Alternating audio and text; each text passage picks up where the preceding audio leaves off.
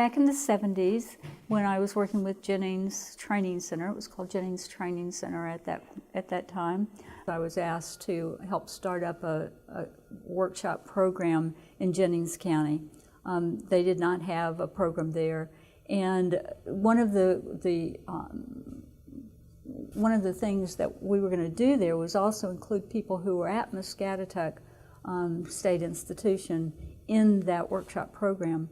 So I worked with the VR counselors. The VR counselors and I interviewed around 300 individuals, 300 to 400 individuals, residents of Muscatatuck, to talk with them about, so we could choose who might be the best fit to come into the workshop from Muscatatuck.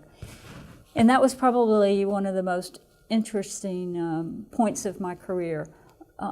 Talking with individuals who had lived in an institution, talking with them about what they felt about being there, what their dreams and hopes were, and finding out so much about that they understood, for example, that was at a time period where the institution used to use the residents there to grow the corn and to help with the different jobs and help in the coal plant. But at some point, they stopped doing that because it was considered exploitation of the residents.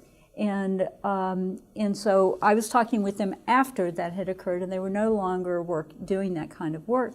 But it was interesting to talk with them about how they always remembered enjoying doing the work, but yes, they understood, why did you stop working? Well, because we weren't being paid to do it. When we were interviewing the people from Muscatatuck, we really would just ask them questions about had they done work before, what did they know about work. I also asked them a bit about what their day consisted of out at Muscatatuck. And talked with them some about how they got along with other residents as well as staff, and really we're just looking to choose that group of people, and actually out of the 300 interviews we were only choosing about 20 individuals, but to choose individuals that we felt would benefit most quickly from the workshop setting.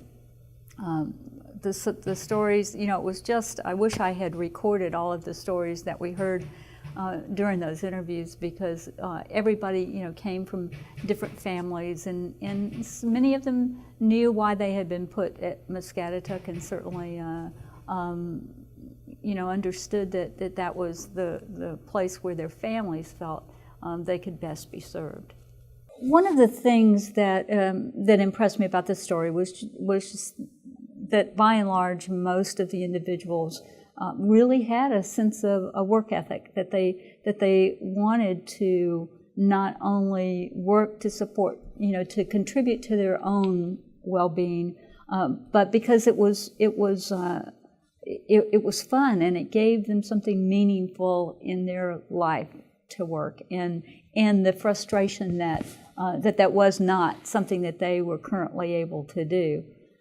Probably one of the sadder stories was an individual, and again, we didn't walk through to verify that, but one of the individuals said that the reason he was placed in Muscatatuck was because his family had so many kids they couldn't afford to feed the family, and that was and he'd been there for many years before our interview, and that his family had placed him there in order to make sure he could be fed.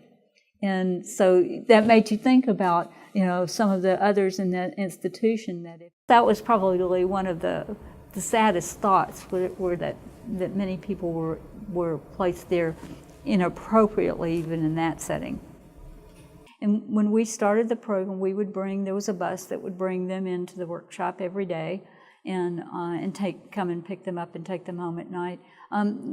Again, it was a small group that we were able to serve. Eventually, I believe the Muscatatuck did start a workshop on grounds to also serve a number to sort of get that initial start also for them, somewhat as a feeder system, but really to just be able to offer an additional type of service for those individuals.